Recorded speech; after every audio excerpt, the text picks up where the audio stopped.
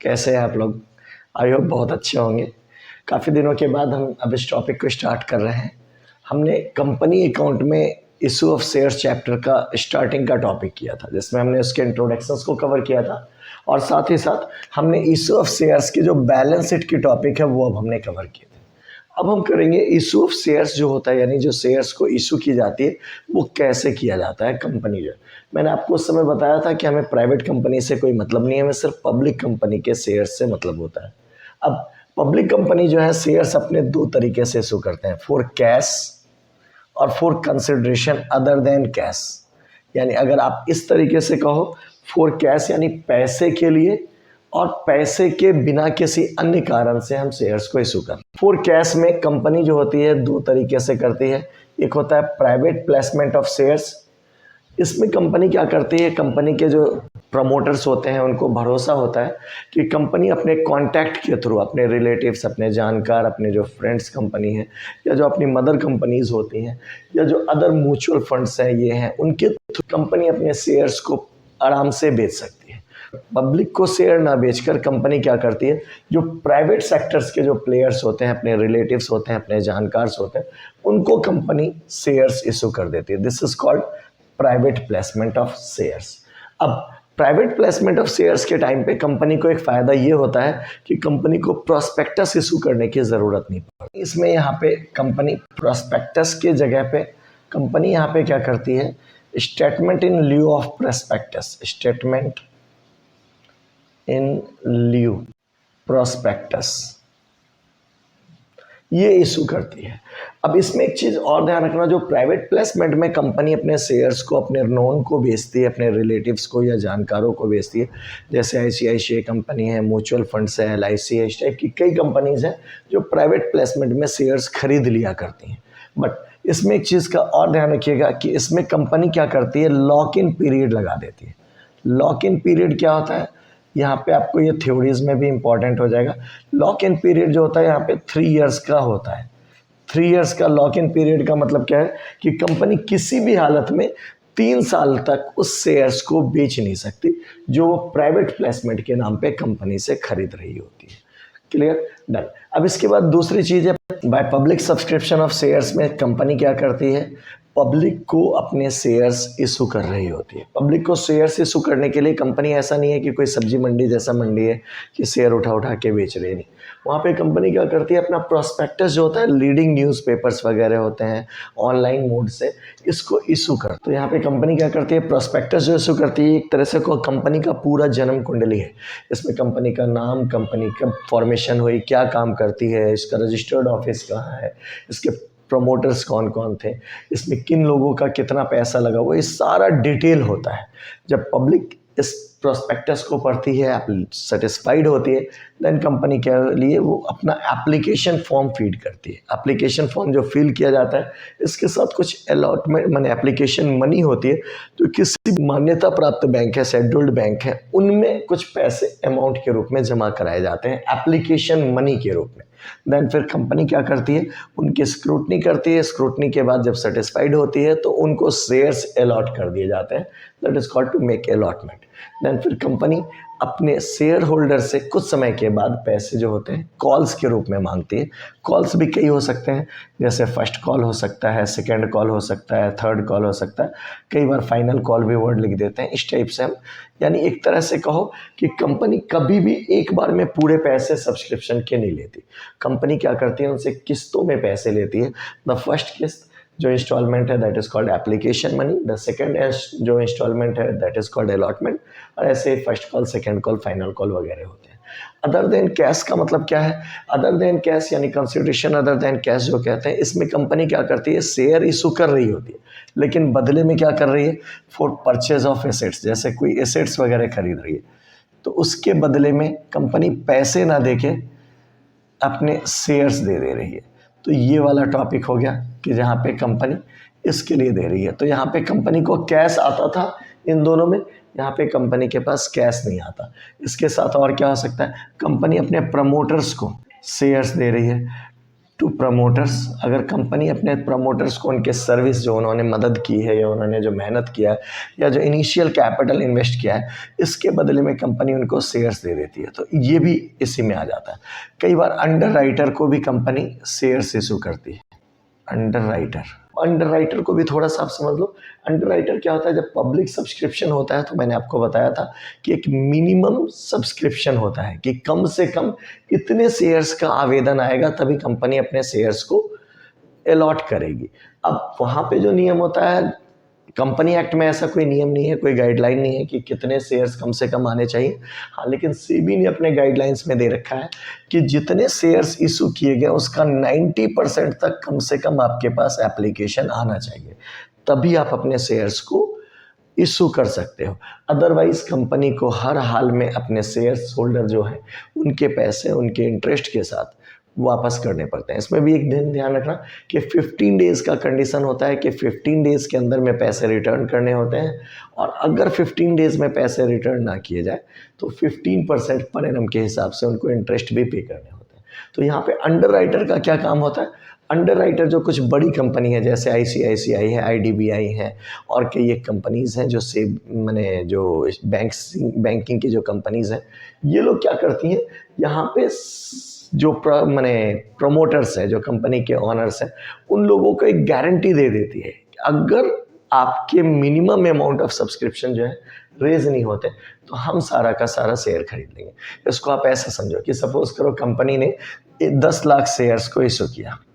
अब 10 lakh shares issue कर रखे हैं तो कंपनी के पास 90% के हिसाब से 9 लाख शेयर्स का तो आवेदन आना ही चाहिए।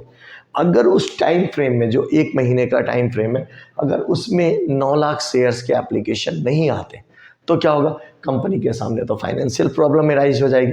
तो कंपनी इससे बचने के लिए क्या करती है, इन अंडर राइटर्स को एक ऑप्शन देती है।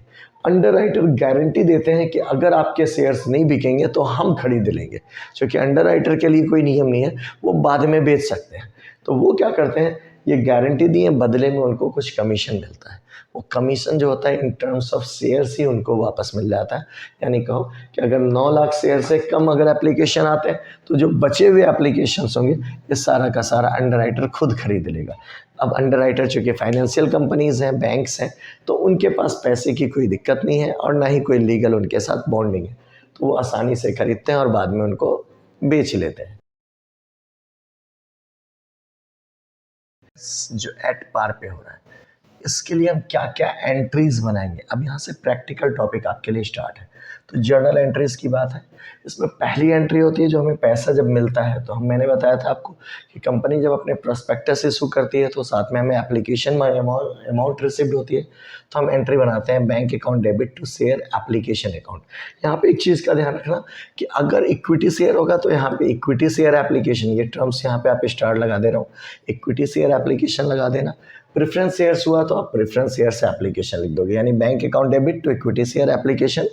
अगर प्रेफरेंस शेयर्स हुआ तो bank to preference share application. ऐसे फिर जब आप दूसरी एंट्री करोगे तो share application account debit to share capital, यहीं भी फिर सेम वैसे इक्विटी है तो इक्विटी लगा दिया, प्रेफरेंस है तो प्रेफरेंस लगा दिया। मैं आपको बार बार ये बताऊंगा नहीं, इसमें एक चीज़ का ख्याल रखिएगा कि अगर क्वेश्चन में क्लियरली मेंशन हो प्रेफरेंस शेयर्स है देन फिर प्रेफरेंस शेयर्स लगाओगे, अगर नहीं कहा हो तो हर जगह आप इक्विटी शेयर ही यूज़ करना। एक तो ये हो गया दूसरी एंट्री। देन फिर ऐसे तीसरी एंट्री बनेगी, इक्विटी शेयर अलॉटमेंट हो जाएगा, टू में शेयर कैपिटल। देन फिर वैसे ही पैसे रिसिव्ड हुए तो bank account debit to share allotment.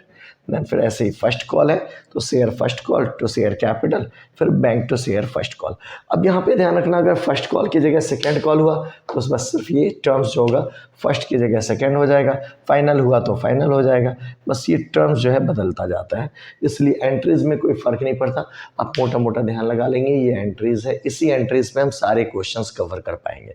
ठीक है, मैं आपको इसका एक एग्जाम्पल करके दिखा देता हूँ, आप आसानी से समझ पाओगे इसे। ओके, इस टॉपिक का जो पहला क्वेश्चन है आपके बुक में, डीके गोयल की बुक से, क्वेश्चन नंबर 5 ये हम करने जा रहे हैं। ठीक है, एंट्रीज हमने कर रखा था, इसी एंट्री पे मैं आपको बना के दिखाता हूँ कि अगर सपोज करो हम क्वेश्चन कर रहे हैं तो कैसे करेंगे। क्वेश्चन नंबर 5, क्वेश्चन रिफ्लेक्ट हो रहा है आपको। अब देखो इसमें कह रखा है रामा एंड कंपनी इशू कर रहा है 50,000 shares of ₹10 each payable as follow. ₹3 application है, 3 अलॉटमेंट है, ₹2 फर्स्ट कॉल है और ₹2 का फाइनल कॉल है। अब आप देखो पहली एंट्री क्या होगी, तो बैंक टू शेयर एप्लीकेशन हो गया। अब कितने हैं बेटा, यहाँ पे आप अमाउंट दिखा दोगे। मान लो मैं यहाँ पे आपको एक छोटा सा कैलकुलेशन दिखा देता हूँ। 50,000 शेयर्स है, 3 के रेट से, तो 50,000 शेयर्स 3 के रेट से कितने हो जाएंगे, 1,50,000। ये आपका आ गया एप्लीकेशन का, यहाँ पे एप्लीकेशन की एंट्री हो गया। बैंक अकाउंट डेबिट टू, अब यहीं पे आप क्या करोगे, इक्विटी शेयर्स है, क्योंकि कुछ मैंने आपको बताया था कि अगर शेयर्स के बारे में कुछ ना कहा हो तो हम क्या करेंगे, इक्विटी शेयर ले लेंगे। तो bank account debit to equity share application, 1.5 lakh रुपए जो है आपके एप्लीकेशन में, और फिर ऐसे ही इसमें आ गए। फिर अब दूसरा जैसे इक्विटी शेयर्स है, फिर अब यहाँ equity share application to equity share capital करके आप डाल लोगे, सेम अमाउंट आ जाएगा, ये 1.5 लाख रुपए। क्यों, क्योंकि आपके पास एप्लीकेशन के जो रेट है वो 50,000 शेयर्स है, ₹3 के रेट से। देन फिर ऐसे अलॉटमेंट में हो गया तो इक्विटी शेयर अलॉटमेंट डेबिट हो जाएगा टू में इक्विटी शेयर कैपिटल। अब यहाँ पे फिर वैसे ही 1.5 लाख रुपए यहाँ पे भी हो जाएंगे। 1.5 लाख कैसे हो रहे हैं, तो आप देख सकते हो ये कि हमारे पास 50,000 शेयर्स हैं। हम यहाँ पे दिखा देते हैं आपको कि 50,000 शेयर्स है, ₹3 के रेट का एप्लीकेशन है, सॉरी अलॉटमेंट है, तो अलॉटमेंट का भी आ गया। फिर ऐसे हम जब एंट्री करेंगे हम अलॉटमेंट के पैसे रिसिव्ड होने के, तो बैंक टू शेयर अलॉटमेंट है, तो यहाँ पे भी bank to equity share allotment, आप यही सेम 1.5 लाख रुपए जो है आप यहाँ पे दिखा दोगे। ये आपके एंट्रीज कवर हो गए। ऐसे ही फिर जब हम फर्स्ट कॉल की एंट्री दिखाएंगे तो शेयर फर्स्ट कॉल है, तो फर्स्ट कॉल को आप दिखा दोगे ऐसे ही करके, तो equity share first call to equity share capital. अब इक्विटी शेयर फर्स्ट कॉल कितने का है बेटा, 50,000 शेयर्स हैं, ₹2 का फर्स्ट कॉल कह रखा है, तो 50,000 गुना 2, 1 लाख रुपए आपके फर्स्ट कॉल के हो गए। सेम ऐसे 1 लाख रुपए आपके फर्स्ट कॉल के इसमें आ जाएंगे कैपिटल में। बैंक का जब आप एंट्री दिखा रहे हो तो बैंक की एंट्री भी ऐसे दिखाओगे कि यहाँ पे bank account debit to equity share first call में कितने पैसे, वही सेम 1 लाख रुपए जो है आपके ये पैसे इसमें आ गए, 1 लाख रुपए जो आपके ये आ गए। अब ऐसे हम फाइनल कॉल की एंट्री दिखा रहे हो तो फाइनल कॉल भी ₹2 का है। आप यहीं पे चलो मैं आपको यहीं पे स्पेस बना ले रहा हूँ इसके लिए कि इक्विटी शेयर फाइनल कॉल हो जाएगा debit to equity share capital कर लोगे आप। अब यहाँ पे भी आपका वही है, 50,000 शेयर्स है, ₹2 के रेट से 1 लाख रुपए इसके सामने आ गया आपका, 1 लाख रुपए आप यहाँ पे भी शो कर दोगे। ठीक है, ये हो गया। देन फिर आप इसके अमाउंट रिसीव करोगे तो बैंक अकाउंट डेबिट हो गया, बैंक अकाउंट डेबिट टू में आप क्या करोगे, equity share application account, sorry equity share final call account. यहाँ पे आप फिर वैसे 1 लाख रुपए अपने ये वाले पैसे जो हैं शो कर दिए। इस तरीके से आपके फाइनल कॉल तक की एंट्री हो गई। अब इन्होंने यहाँ पे क्या कहा है कि expenses on issue of shares है वो 10,000 है। अब एक बात देखो, जब हमारे पास पैसे रिसीव हो रहे हैं तो हम क्या लिख रहे थे, बैंक अकाउंट डेबिट। अब जब पैसे खर्च करोगे तो क्या करोगे, पैसे आ रहे थे तो डेबिट, जाएंगे तो क्रेडिट। तो सिंपल है, शेयर इश्यू एक्सपेंसेज है, आप एंट्री बना दोगे share issue expenses account debit हो जाएगा। टू में क्या करोगे बेटा, पैसे गए हैं आपके पास से तो टू बैंक अकाउंट। अब बैंक अकाउंट में आप ये पैसे शो कर दो, कितने देने हैं, 10,000 रुपये। 10,000 रुपये आपने इसमें भी डाल दिया, 10,000 इसमें डाल दिया। अब इस क्वेश्चन में साथ में इन्होंने क्या कहा है, आपको जर्नल एंट्री के साथ बैलेंस शीट बनाने के लिए बोला। बैलेंस शीट बनाना मैंने आपको सिखा रखा है, आप आसानी से डाल दोगे, क्योंकि ऑथराइज्ड कैपिटल दे नहीं रखा है, आप डालना मत, ब्लैंक रह जाएगा। इशूड कैपिटल जो है वही है, उतने ही सब्सक्राइब्ड कैपिटल है, आप आराम से इसको शो कर लोगे। ठीक है, अब हम नेक्स्ट क्वेश्चन की तरफ बढ़ते हैं। नेक्स्ट क्वेश्चन जो है उसमें क्या है, issue of shares at par की जगह प्रीमियम है।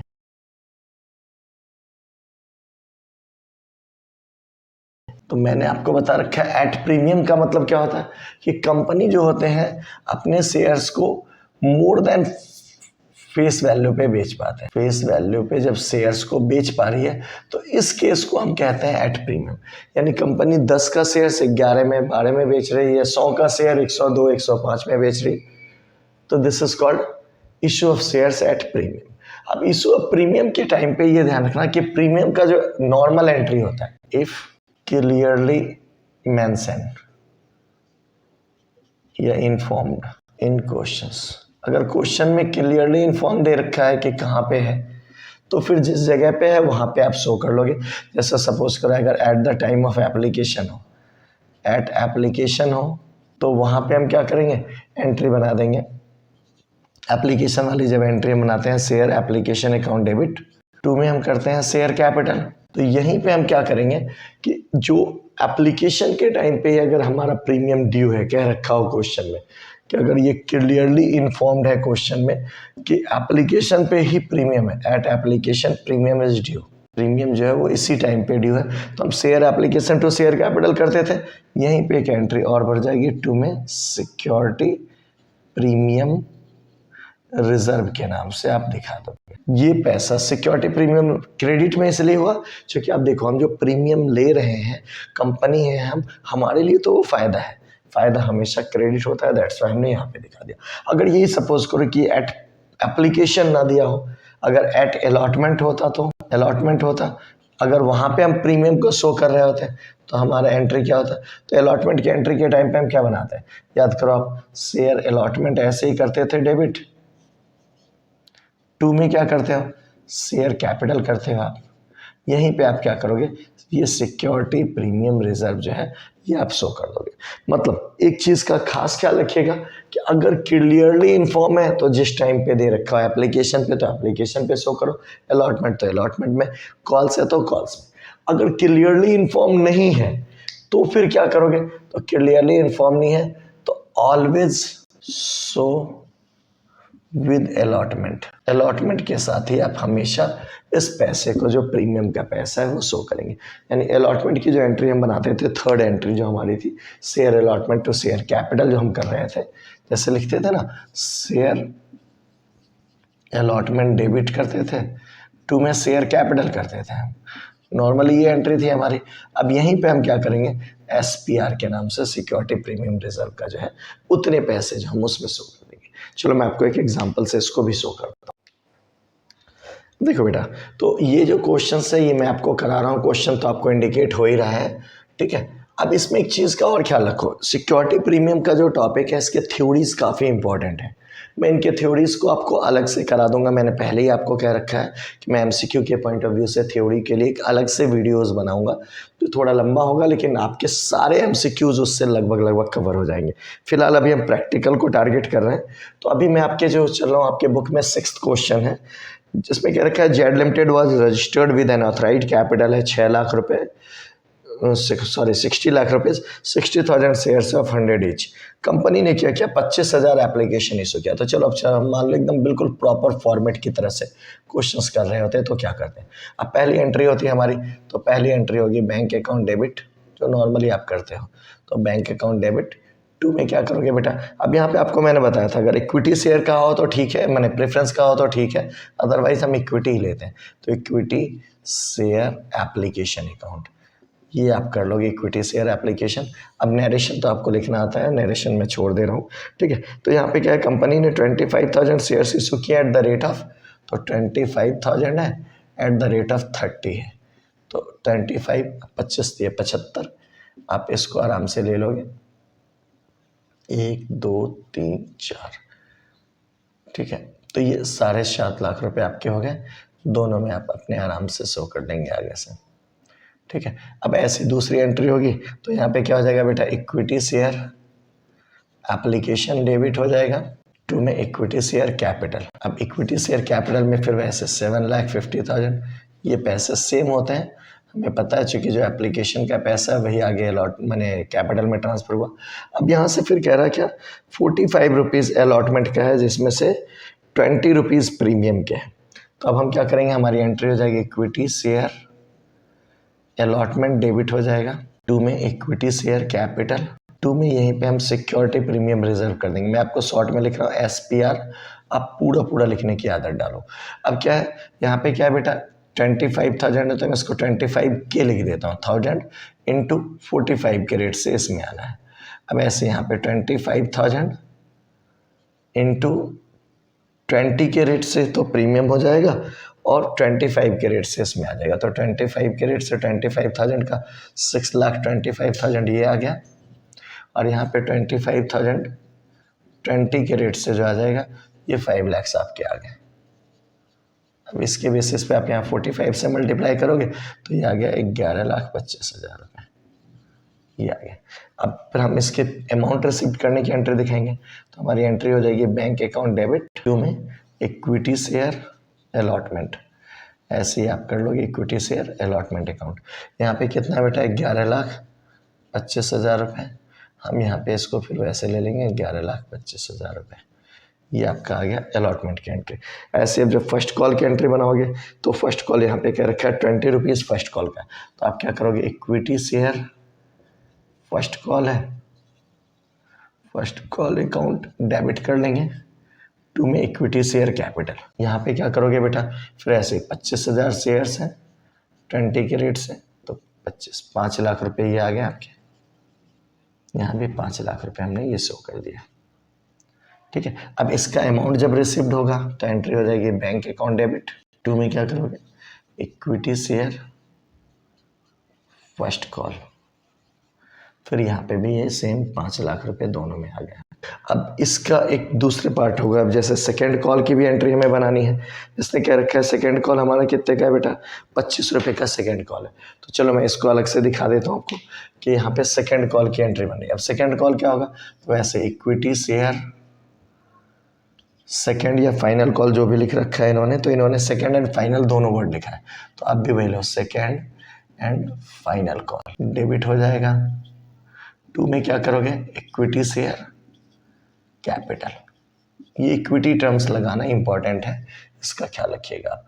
अब यहाँ पे क्या है बेटा ऐसे 25,000 शेयर्स हैं 25 के रेट से, तो 25 इंटू 25 के रेट से ये आ जाएगा 6,25,000 रुपये, ठीक है। अब इसका जब अमाउंट रिसिव्ड होगा तो एंट्री हम दिखा देंगे बैंक अकाउंट डेबिट टू में यहीं पे जो हमारा मिल रहा है equity shares second and final call, second and final call account. अब ये 6,25 हमें मिल रहे हैं, तो 6,25 हमने यहाँ पे दिखा दिया, यहाँ पे भी 625 ये जो आपका आ गया। अब यहाँ तक तो था वो जो नॉर्मल हमारे जो एंट्रीज हमें बनाने हैं वो, इसके सिवा हमें इसमें क्या शो करना है बेटा, इसमें क्या रखा है क्या शेयर इश्यू एक्सपेंसेस हैं आपके 40,000 रुपये which would fully return of against security premium. अब शेयर इश्यू एक्सपेंसेस है बेटा, शेयर इश्यू एक्सपेंसेस फिर वैसे ही बनाओ, मैंने आपको बता रखा है शेयर इश्यू एक्सपेंसेस, ये तो खर्च है तो इसको हमने डेबिट कर दिया।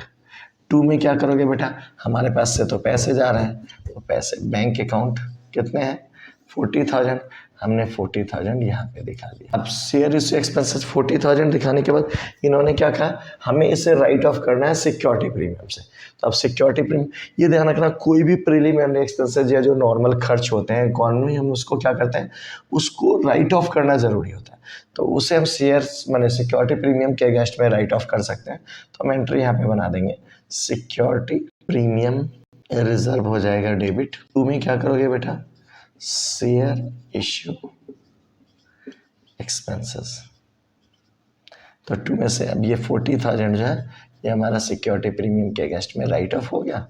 आप आराम से इसका कैपिटल अकाउंट बनाओगे, मतलब और जो बैलेंस शीट बनाने बोला है बैलेंस शीट आपको बनाना आता है, आप आराम से इसको बैलेंस शीट भी कवर कर सकते हैं। अब हमें करना है कैश बुक को समझना है। कई बार कुछ क्वेश्चंस होते हैं जिनमें कैश बुक बनाने बोला होता है, अब आपसे बोलेगा क्या जर्नल एंट्री बनाना है साथ में कैश बुक भी बनाना है, तो आप क्या करो कैश बुक आपको पता है कैश बुक जो है वो जर्नल का ही पार्ट है, तो जब अगर कैश बुक क्वेश्चन में बनाने बोल दिया तो आप क्या करोगे all bank related entry are ignored journal entries. अब जर्नल में क्या करो बैंक से रिलेटेड जितनी एंट्री थी उसको इग्नोर कर दो, उसको मत बनाओ। हम क्या करेंगे यहाँ पे हम कैश बुक बनाएंगे और कैश बुक में वो सारी एंट्रीज दिखाएंगे। जैसे कैश बुक में हम एंट्री कैसे दिखाएंगे, अब मान लो ये कैश बुक हम बना रहे हैं तो कैश बुक का ही फॉर्मेट ले लेते हैं, उसी के बेसिस पे करके देखते हैं। तो सबसे पहले हमारे पास पैसा आएगा, सारा डेबिट में जाएगा क्रेडिट में, तो अब क्या करेंगे टू में जैसे पैसा आया तो इक्विटी शेयर एप्लीकेशन का जो पैसा रिसीव्ड हुआ वो अमाउंट आपने यहाँ पे शो कर दिया। ऐसे टू में इक्विटी शेयर अलॉटमेंट के पैसे आपको मिले तो वो अलॉटमेंट का भी पैसा आप यहाँ पे शो कर दीजिए। ऐसे आपको मान लो इक्विटी शेयर फर्स्ट कॉल के मिल रहे हैं तो आप यहाँ फर्स्ट कॉल करके लिख दो, वो पैसे शो कर दो। फिर ऐसे फाइनल कॉल के मिल रहे हैं तो फाइनल कॉल करके लिख दो, ये पैसे आपने इधर लिख दिए। अब खर्च क्या हो सकता है, इधर से जाएगा सिर्फ 1 पैसा। बाय में अगर कोई शेयर इशू एक्सपेंसेस दे रखा हो, शेयर इशू एक्सपेंसेस, ये भी लिख देता हूँ। इफ़ एनी, अगर ऐसा कुछ हुआ तो आप इधर डालोगे। हो गया। अब इसके बाद क्या करो, इसका बैलेंस निकाल दो। इधर टोटल करना आपको आता है, टोटल पैसे डाल दिए, उतना ही पैसा आप यहाँ पे भी इंडिकेट कर दो, अमाउंट आ गया उतना। यहाँ पे आप बैलेंस निकाल दोगे बाय बैलेंस CD करके, ये बैलेंस निकल कर आ गया। यही आपका आंसर है। अब कैश बुक में तो कैश वाली सारी एंट्री आ गई, चूंकि बैंक वाली एंट्री हम जैसे हर, आपको याद होगा हम एप्लीकेशन पे 2 एंट्री बनाते थे, बैंक टू शेयर एप्लीकेशन, फिर ऐसे share application to share capital. तो जो बैंक वाली एंट्री है वो इसमें आई, जो share capital to share allotment वाली एंट्री बन रही थी जो, तो वो सारी एंट्री जो होंगी हम उसमें शो करेंगे। दैट मीन्स कैश बुक जब बनेगा तो कैश की एंट्री यानी बैंक वाली एंट्री को इग्नोर करोगे, बाकी जैसे जर्नल बनाते हो बाकी जर्नल आप बना लोगे, एंट्री हो जाएंगी आपकी कवर। ठीक है, आप वो देख लो। अब इसके बाद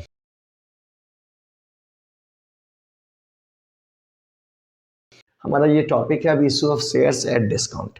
issue of shares at discount का मतलब क्या होता है, कंपनी जो फेस वैल्यू है उससे कम पे अगर शेयर्स को इशू करे, फेस वैल्यू ज़्यादा है और जो इशूड प्राइस है वो कम है, sorry, face value is more than issued value, issued price, तो इस केस को हम issue of shares at discount कहते हैं।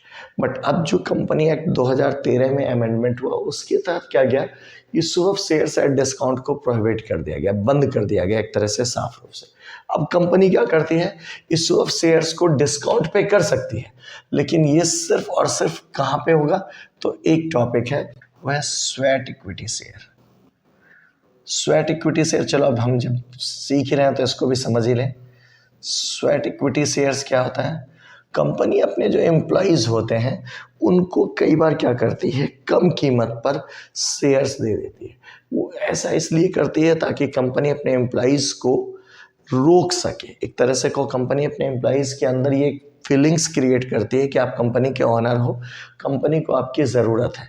तो इसके लिए कंपनी क्या करती है, उन्हें स्वेट इक्विटी शेयर्स देती है। ये शेयर्स कंपनी डिस्काउंट पे इशू कर सकती है।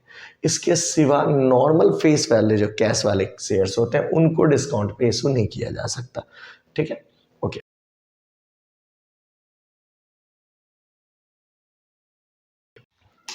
अब अंडर सब्सक्रिप्शन ऑफ शेयर्स, इसको ध्यान से समझो, ये इंपॉर्टेंट टॉपिक है।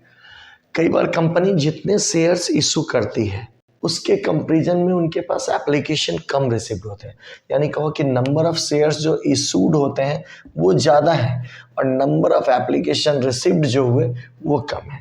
यानी एप्लीकेशन, अब जैसे मान लो कंपनी ने 1 लाख शेयर्स इशू किया, लेकिन एप्लीकेशन जो हमारे पास आए वो सिर्फ 90,000 आए, तो 90,000 अगर एप्लीकेशन आएगा तो ऐसे केस में क्या होगा, इसको हम अंडर सब्सक्रिप्शन का केस कहते हैं। जब अगर ऐसा केस हो कि अंडर सब्सक्रिप्शन का केस हो तो वहाँ पे जितनी भी एंट्री बनेगी, जो जर्नल एंट्री में हम जब शेयर्स के पैसे डालते हैं तो वो सारे के सारे नंबर ऑफ एप्लीकेशन रिसिप्ट, यानी ये जो 90,000 है इसके बेसिस पे ये बनाए जाएंगे।